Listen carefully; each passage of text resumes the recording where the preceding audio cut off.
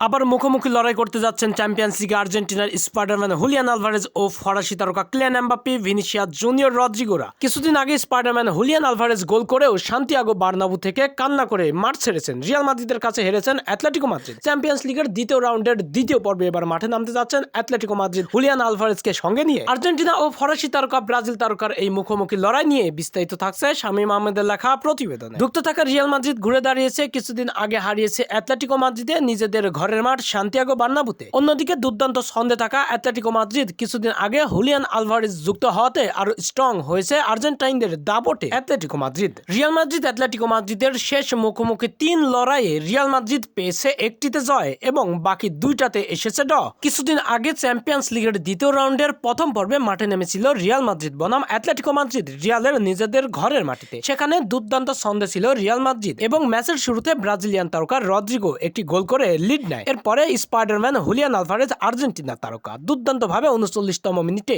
দলকে সমতায় ফেরায়। এরপরে দ্বিতীয় অর্ধে মাঠে ফিরে রিয়াল মাদ্রিদ 1 গোলে এগিয়ে যাওয়ার পরে অ্যাটলেটিকো মাদ্রিদ আর প্রতিপক্ষের ঘরের মাঠে আধিপত্য দেখাতে পারেনি, গোল শোধ করতেও পারেনি তারা। এই সবকিছু মিলিয়ে অ্যাটলেটিকো মাদ্রিদের থেকে রিয়াল মাদ্রিদ 1 গোলে এগিয়ে রয়েছে। এবার আবারও মাঠে নামতে যাচ্ছেন অ্যাটলেটিকো মাদ্রিদ বনাম রিয়াল মাদ্রিদ। মুখোমুখি লড়াই করবেন বৃহস্পতিবার 13 তারিখে রাত 2টার সময় বল মাঠে গড়াবে ম্যাচের। এখানে শক্তিমত্তায় অনেকটাই এগিয়ে থাকবে রিয়াল মাদ্রিদ। অপরদিকে প্রতিপক্ষ অ্যাটলেটিকো মাদ্রিদও দুর্দান্ত খেলতে থাকবেন, কারণ জয়ের দেখা পেতে তারা মরিয়া হয়ে পড়বেন। কারণ ম্যাচটি হারলে কিংবা ড্র করলে বিদায় নিতে হবে চ্যাম্পিয়ন্স লিগ থেকে। আর যদি কোনো মতে বড় ব্যবধানে জিততে পারে তাহলেই উঠে যাবে দ্বিতীয় রাউন্ড থেকে তৃতীয় রাউন্ডে অর্থাৎ কোয়ার্টার ফাইনালে। এখানে অবশ্য আর্জেন্টাইনদের দাপট থাকবে অপরসীম। দুর্দান্ত ফর্মে রয়েছেন হুলিয়ান আলভারেজ, রদ্রিগো, ডিপল ও কোরেরারা। তবে রিয়াল মাদ্রিদের তারকারাও দুর্দান্ত ছন্দে রয়েছেন। ফর্মে রয়েছেন ভিনিসিয়াস জুনিয়র, কিলিয়ান এমবাপ্পে ও ইংলিশ জায়ান্ট বেলিংহাম। তো দেখার বিষয় রিয়াল মাদ্রিদের মতোই অ্যাটলেটিকো মাদ্রিদ নিজেদের ঘরের মাঠে রিয়াল মাদ্রিদকে বিধ্বস্ত করতে পারে কিনা এবং ঘুরে দাঁড়িয়ে দ্বিতীয় রাউন্ড থেকে কোয়ার্টার ফাইনালে টপকাতে পারে কিনা অ্যাটলেটিকো মাদ্রিদ, নাকি হুলিয়ান আলভারেজ স্পাইডারম্যান খ্যাত